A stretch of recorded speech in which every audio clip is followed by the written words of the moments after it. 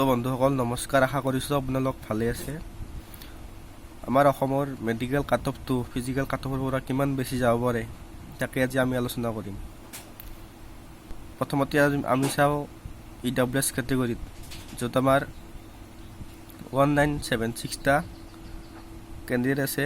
তাৰ বাবে গৈছে কাট অফ ফিজিকেলৰ বাবে 50। তাৰ পৰা আমি medical cut off expected 62 to 65 ধৰিব পাৰোঁ। 2-3 নম্বৰ কমো হ'ব পাৰে, আপোনালোকে এইটো চাই ল'ব। তাৰপিছত চাওঁ আমি OBC কেটেগৰী। OBC কেটেগৰীত আমাৰ গৈছে 5 to 96, যাৰ বাবে গৈছে কাট অফ ফিজিকেলৰ 66.84। তাৰ বাবে আমি যদি চাওঁ মেডিকেল কাট অফটো 79 to 81 ধৰিব পাৰোঁ। 2-3 নম্বৰ কমো হ'ব পাৰে, বেছিও হ'ব পাৰে। তাৰে পিছত চাওঁ আমি ST যদি চাওঁ আমি 2328টা কেণ্ডিডেট ফিজিকেলৰ বাবে মাতিছে, যাৰ বাবে গৈছে 62 কাট অফ। যদি আমি তাতে ST চাওঁ, STৰ আমাৰ 73 পৰা 76 লৈ যোৱা সম্ভাৱনা আছে।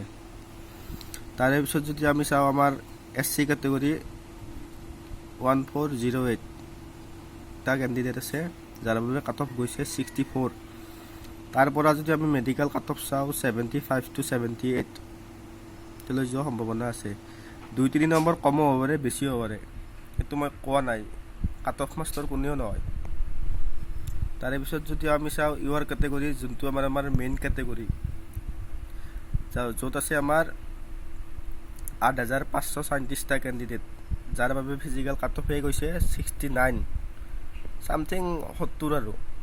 যদি আমি তাৰে মেডিকেল কাট অফটো চাওঁ 82 to 85 লৈ যোৱা সম্ভাৱনা আছে। আৰু গাইছ, মই আকৌ এবাৰ ক'লোঁ, 2-3 নম্বৰ কমো হ'ব পাৰে, বেছিও হ'ব পাৰে, এইটো এক্সপেক্টেডে। যিহেতু ময়ো 2 বছৰ দিলোঁ, 2-3 বছৰ SSC দিলোঁ, মোৰো অলপ অভিজ্ঞতাৰ পৰা কৈছোঁ এইখিনি। ভুলো হ'ব পাৰে, এইটো আৰু ভুল হ'লে ক্ষমা কৰি দিব। তো ইমানে যাব পাৰে, আৰু ইয়াতকৈ আৰু বেছি নাযায়। 2-3 নম্বৰ বেছি যাব পাৰে, তাতকৈ কিন্তু বেছি নাযায়। তো নমস্কাৰ, বাই।